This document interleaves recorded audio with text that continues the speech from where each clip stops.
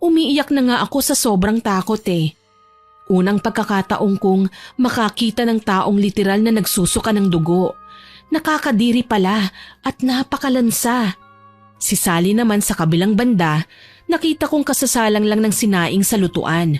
Kumukulo na ang tubig noon na umaapaw at saka tumutulo sa gilid, kaya nag-iingay ang apoy na napapataka ng tubig bigas. Naisip ko naman, baka may koneksyon ito sa nangyayari kay Aling Ason. Ate Mandy, malubha po ngayon si Aling Ason. Nagmamakaawa ako. Isantabi mo na muna ang away niyong dalawa at kailangan niya ng tulong. Sigaw ko sa kanya. Halos maglupasay na nga ako, sumama lang sa akin si Ate Mandy. Na mabuti na lang, hindi naman ma-pride. Kaagad siyang sumama sa akin, dala ang kanyang mga parapernalya na ginagamit sa panggagamot. Wala na siyang pangingiming pumasok sa bahay ni Aling Ason at napasigaw pa sa takot nang makita naming naliligo na sa sinukang dugo ang ginang. Diyos ko, Jenica, tumawag ka na ng ambulansya. Opo ate, ngayon din. Dali-dali akong nagpatawag ng ambulansya at naisugod namin si Aling Ason sa ospital. Gusto kong mapangiti nang makitang nababalisa si Ate Mandy sa kung ano bang sasabihin sa amin ng doktor. Kaso lang, hindi namin inaasahan na malalamang walang findings ang mga manggagamot sa kung bakit siya nagkakasakit at kung ano ang dahilan at nagsusuka siya ng dugo.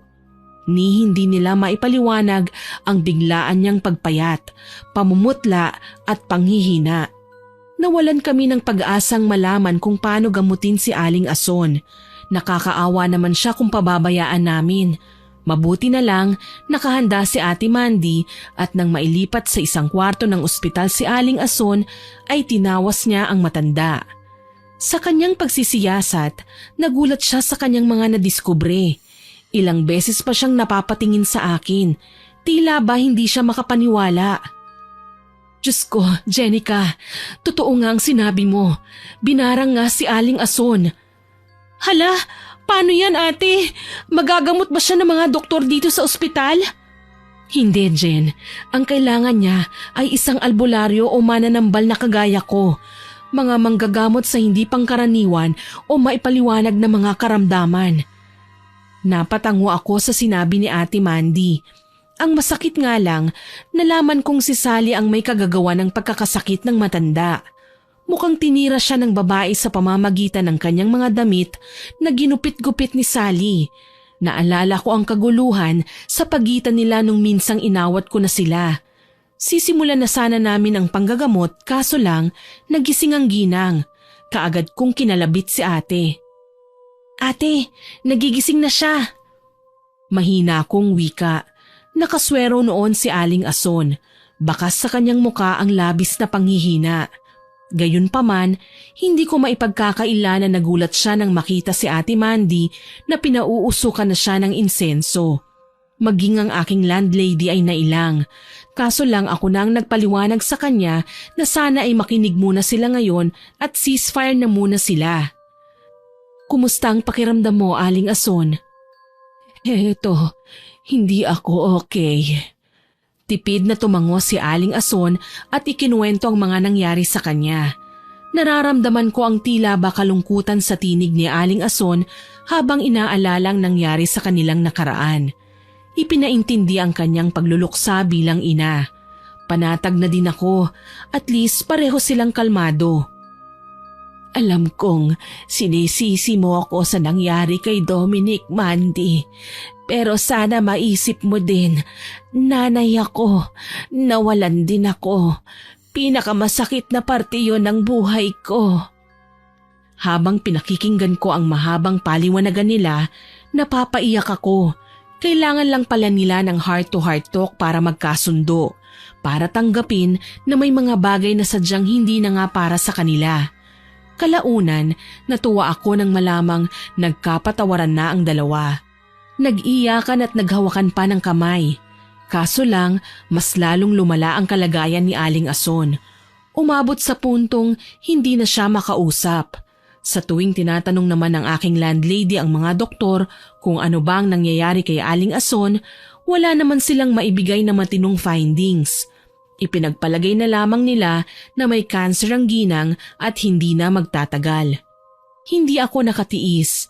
Muli kong kinausap si Ate Mandy tungkol sa pinaggagawa ni Sally.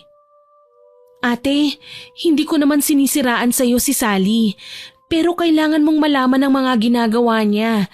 Malinaw kong nakita ang paglagay niya ng sumpa kay Aling Ason. Minsan nahuli ko pa nga siya nanggaling sa bakuran ng ginang. May kinuhang sinampay. Akala ko nga kung ano na lang ang gagawin niya. Kaso nakita kong pinagugupit niya ang tela kasabay ang pag-usal ng ritual at pagsusugat ni Sally sa sarili. Baka naman talagang marunong na siya ng kapangyarihang itim. Kung totoo nga ang sinasabi mo, kailangan ko siyang pigilan. Totoong may kaalaman sa kapangyarihang itim ang ama ni Sally, na maraming alam sa mga simpleng pagpaparusa sa mga taong nakakagawa ng pagkakamali.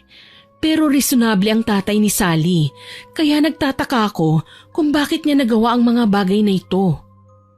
Napanatag ako nang umuwi kami sa bahay para kumprontahin si Sally. Naabutan namin siya na nag-aal sa balutan. Oh, Sally, saan ka pupunta? Kailangan ko nang umuwi, ate. Tinawagan ako ni tatay. Bakit? Para pagtakpan mo ang ginawa mo? Akala mo ba hindi ko malalaman? Baka nakakalimutan mo isa kong mananambal. Masama ang matandang yan. Kailangan niyang magdusa. Napaatras ako nang makita ang kakaibang talim sa mga mata ni Sally. Halatang matindi talaga ang galit niya kay Aling Ason. Nilapitan siya ni Ate Mandy at tinapik sa balikat. Patawarin mo na si Aling Ason. Kaming dalawa nga nagkapatawaran na. Kasi kahit ako, hindi ko naman masasabi na perpekto din ako. May nagawa rin ako. Bakit ko siya patatawarin nang dahil sa kanya namatay ang kuya ko? Naguluhan kami sa kanyang sinabi. Hindi ko alam kung paano napunta ang usapan sa kanyang kuya. Ni hindi nga namin kilala ang lalaki, pero hindi kami tiniis ni Sally. Ipinaliwanag niya sa amin ang mga pangyayari. Nagpunta dito sa Dumaguete si kuya para mag-aral. Scholar siya sa isang universidad pero natanggal siya dahil sa isang pagkakamali. Kinailangan niyang maipagpatuloy ang kanyang pag-aaral kaya namasukan siya kina Aling Ason bilang houseboy. Kaso lang, maliban pala sa paglilinis ng bahay at pag-aayos ng bakuran, may iba palang pinapatrabaho sa kanila ang matanda. Nagsasama na kayo noon ang anak niya. Sila ang pinagbabantay kasi nga daw may kaaway ang pamilya niyo. Alam ko ang bagay na yan. Kasasabi lang sa akin ni Aling Ason nang magkausap kami sa ospital. Kasabay ng pagbabantay ni na kuya, dumating naman ang 2 tauhan na kaaway ng pamilya niyo, ate. Nagkaroon ng kaguluhan dito sa bahay. Nagwala ang kinakasama mo at si kuya ang kanyang sinaksak. Napatay niya ang kuya ko. Pero nasaksak din naman si Dominic. Oo, alam ko. Pero hindi laruan ang buhay ng isang tao para mabaliwala lang ng ganon. Nang malaman kong hindi na nakauwi si kuya, nakiusap ako kay tatay na tumira ako dito sa bahay mo. Sa katunayan niyan, lihim akong nag-iimbestiga sa mga nangyari at alam ko ang buong kwento. Nakakatuwa nga ate, noong nag-aaway kami ni Aling Ason, paniwalang-paniwala ka na ako nga ang biktima. Pero ang totoo, ako talaga ang nagtapon ng mga basura sa aso at tsumempo lang ako na makita yon ni Aling Ason. Galit na galit siya. Hinayaan ko siyang sigaw-sigawan ako sa bunutan. Ang pinaka-goal ko nun, makakuha ng buhok niya o kahit anong piraso ng bagay na pagmamay-ari niya. Para lagyan siya ng sumpa. Tama ka ate, ilang beses mo na akong nakita. Akala ko nga mananahimik ka lang pero sinabi mo pa rin kay Ate Mandy. Mali ang ginawa mo, Sally. Kahit nasaktan tayo ng isang tao, kahit gaano pa tayo kapalaban, hindi tayo dapat gumaganti. Masama yun. Hindi naman si Aling Ason ang literal na pumatay sa kuya mo si Dominic. At nung gabing yun, pinagbayaran na niya ang kanyang ginawa dahil pareho silang namatay. Pagrarason ko sa kanya, hindi ko alam kung alin ang mas masakit, ang mamatayan ng kadugo o ang magdusa sa kasalanang hindi naman natin ginawa. Ang nasisiguro ko lang, nagpupuyo sa galit si Sally, lalo na at sinabi niya sa amin kung gaano siya kalapit sa kuya niya. Dahil kay Aling Ason, nasira ang buhay ni Kuya. Hindi niyo ba alam na marami pa kaming pangarap? Gusto naming mahanap ang aming nanay. Gusto naming makaahon sa kahirapan. Lahat naman tayo may mga pangarap, Sally. Kung alam mo lang, buntis ako nang mamatay si Dominic.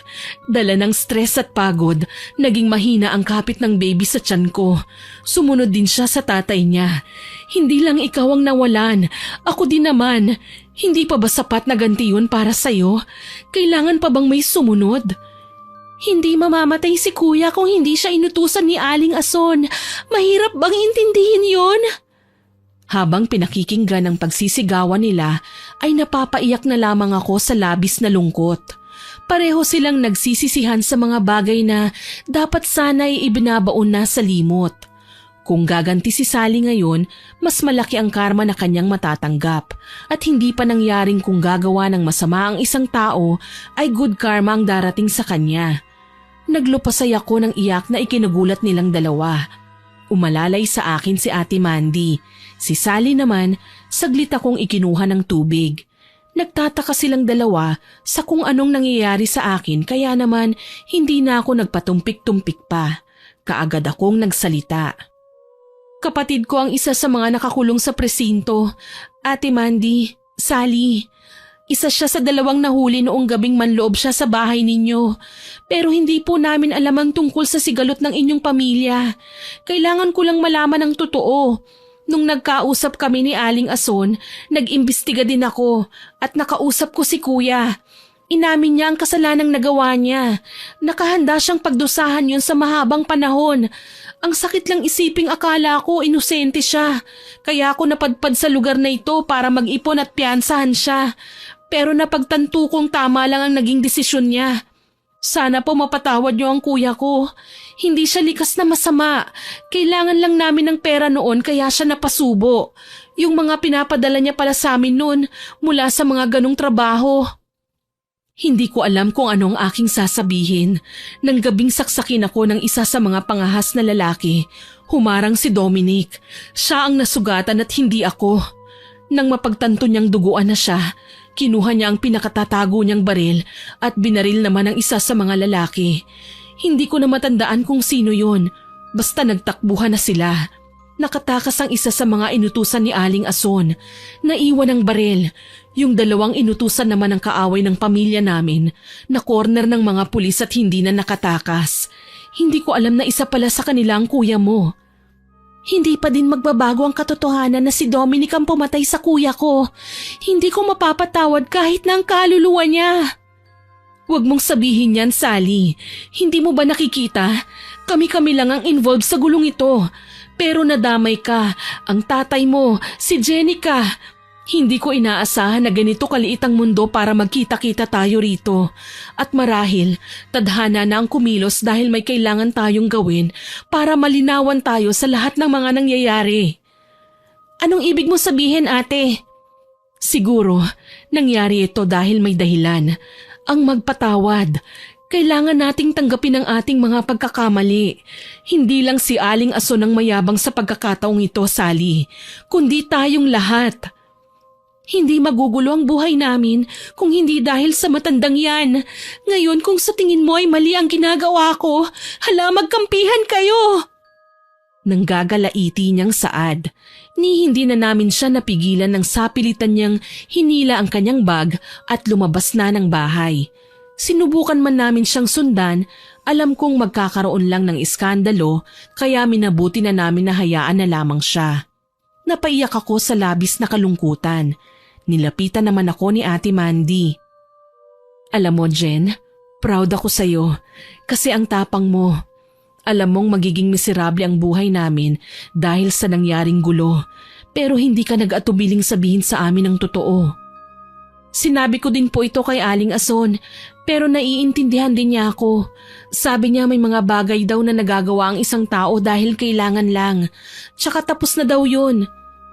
Ngayon ko na napatunayan na nagbago na nga si Aling Ason. Iba na kasi siya magsalita eh. Nag-iingat na siya, hindi na siya mayabang. Ginagawa niya lamang daw yun dahil ayaw niyang magmukhang kawawa. Alam ko yun. At kung ang pagkakalapit namin ngayon ang binigay na pagkakataon para lubusan kaming magkapatawaran, gagawin ko ang lahat ng aking makakaya. Gagampanan ko ang pagiging anak na hindi na nagawa pa ni Dominic nang mamatay siya. Maraming salamat ate at sana mapatawad mo kami ng kuya. Pinagbayaran na ng kuya mo sa kulungan ang pagkakasala niya. Ikaw naman, huwag mong sisisihin ang sarili mo. Hindi mo naman alam na ganoon ang nangyari eh. Pasalamat na lang tayo na ganito ang nangyari. Kasi kahit nasaktan tayo, nawalan, naging matatag naman tayo. Alam kong hindi tayo susuko sa bawat pagsubok. Sa pagkakataong ito, niyakap ko si Ate Mandy. Umiiyak akong nagpapasalamat sa kanyang kabutihan, sa naging pag-intindi niya sa akin. Malaking bagay na naging open kami sa bawat isa dahil alam namin na ito naman talaga ang tamang gawin. Dinalaw namin ulit si Aling Ason ng mga sumunod na araw. Nagulat kami nang makitang halos mata na lang ng ginang ang gumagalaw, ni hindi na niya kayang magsalita. Ang katawan niya halos dumikit na sa higaan sa sobrang nipis. Hindi ko na kayang pagmasdan ito. Kailangan may gawin ako. Tutulong ako ate. Hinawakan ni Ate Mandy ang kamay ng matanda. Nakakapanghinayang lang. Noong pareho pa silang malalakas, halos magpatayan sila. Ngayong lugmok na ang isa, tsaka pa nila ipinapakita kung gaano kahalaga ang buhay ng isa't isa. Tunay ngang mapaglaro ang tadhana. Maghahanap ako ng halamang gamot na pwede kong gamitin para mabawasan man lang ang kirot na nararamdaman ni Aling Ason. Saan ate? Paano? Kung makukuha ko lang sana sa kanyang mga bagay na ginamit ni Sally para lagyan ng sakit si Aling Ason. Sa pamamaraang yun, pwede ko pang mabawi ang sumpa kahit hindi ako ang may gawa. Nag-isip ako at nagningning ang mga mata nang maalala ang lutuan. Malakas ang kutob kong naroon ang mga gamit ni Aling Ason na naging kasangkapan ni Sally sa pambabarang. Kaagad kong inaya si Ate Mandy pauwi ng bahay. Kailangan naming kunin ang mga yon bago pa man maisipan ni Sally na bumalik. Mabuti na lang wala na siyang susi na magagamit sa pagbubukas ng pinto. Kailangan lang namin maging maingat sa bawat galaw namin. Hindi na ako nag-aksaya ng panahon. Nilapitan ko kaagad ang lutuan pagkabukas ni Ate Mandy ng pinto. Kahit maalikabukan ako, okay lang. Kinalkal ko ang lutuan at kinuha ang mga abo. Itinabi ang mga kaldero at hinanap ang pamilyar na itsura ng telang yon. Mabuti na lang nahanap ko ito kagad. Nasa pinakailalim na bahagi ng tambakan ng panggatong. Ipinakita ko ito kay Ate Mandy. Tumango naman siya kaagad. Ako nang bahala rito, Jenica. Sige ate. Nagpakuha siya sa akin ng planggana. Binuhusan niya ito ng langis na gawa niya. Dinasalan at pinataka ng kandila. Aniya, sa mga pagkakataong ito, napapaso na si Sally. Hinihiling niya na tanggalin na ang barang dahil ibabalik niya sa dalaga ang ginawa nito kung hindi pa niya pagagalingin si Aling Ason. Ako naman, kabadong nakaupo sa isang tabi. Kinakabahan sa lahat ng mga pwedeng mangyari. Abot langit ang dasal ko na sana maging okay din ang kalagayan ni Aling Ason. Hindi ko na pinagmasdan pa ang mga ibang ginawa ni Ate Mandy. Tumalikod na lamang ako at nagtungo sa ikalawang palapag ng bahay. Sa nakaawang na kwarto ni Sally ako dinala ng aking mga paa. Sa may kama, nagulat ako nang makitang may iniwang sulat doon na sa tingin ko ay para kay Ate Mandy. Kapangahasan mang matatawag, binasa ko ang nilalaman nun. Tama nga ako, kay Sally nga galing. Humihingi ang dalaga ng kapatawaran sa ginawa niya. Pero nahihirapan siyang tanggapin ang naging kapalaran ng kapatid niya. Lahat gagawin ni Sally para magbayad ang kailangan magbayad. Habang pinoproseso sa aking utak ang lahat ng mga nababasa ko, malinaw kong naiintindihan na kahit isa pang mananambal si Ate Mandy, wala siyang magagawa para gamutin si Aling Ason.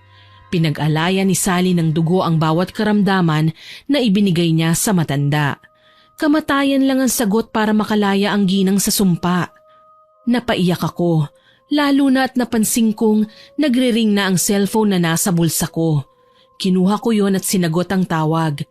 Halos mawalan ako ng ulirat nang magpakilala ang isang staff ng ospital at ipinaalam na pumanaw na si Aling Ason kaninang 10:00 ng umaga.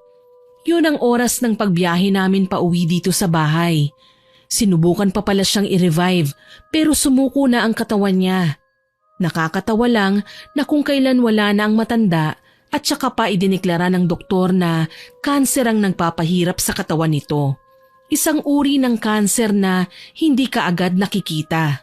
Sa ngayon, nasa morgue na raw ang bangkay at naghihintay na lang ang desisyon ng mga kamag-anak kung ano ang gagawin sa katawan. Dali-dali akong bumaba sa silong. Ate Mandy! Shh! Huwag mo muna akong istorbohin. Kailangan kong bigyan ng leksyon si Sally. Ate, tama na! Please! Huwag ka kasing makulit, Jen. Ngayon lang to. Wala na tayong oras. Kapag hindi ko to ginawa, mamamatay si Aling Ason. Ate, patawarin mo ko.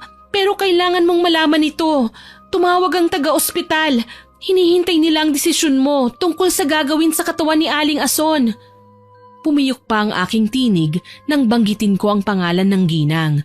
Aminado akong naiinis ako sa kanya noon.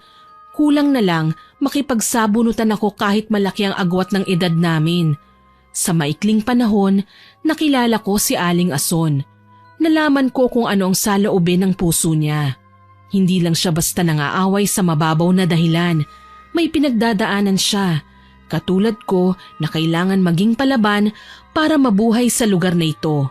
Kagaya din ni Ate Mandy na akala ko inaapi-api lang ng walang rason na may malalim din palang pinanghuhugutan. Wala kaming pinagkaiba kay Sally na alam kong siyang naging dahilan ng pagkamatay ni Aling Ason. Hindi ko siya masisisi. Labis din siyang nasaktan sa pagkawala ng kuya niya.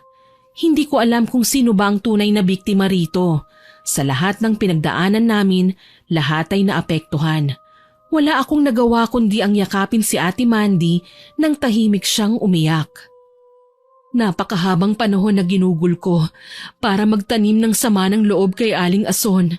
Sa halip na tawagin siyang nanay dahil ina siya ng kinakasama ko, hindi man lang ako nagpakita ng respeto sa kanya. Bibig niya lang naman ang maingay eh. Alam mo ba yun? Ate, hayaan na nating matahimik si Aling Ason. Masakit man, wala na tayong magagawa kundi tanggapin ang lahat ng mga nangyari sa kanya. Kesa naman magdusa siya, hindi ba? Nakakapagsisi lang kasi. Humingi ako ng sorry sa kanya, oo.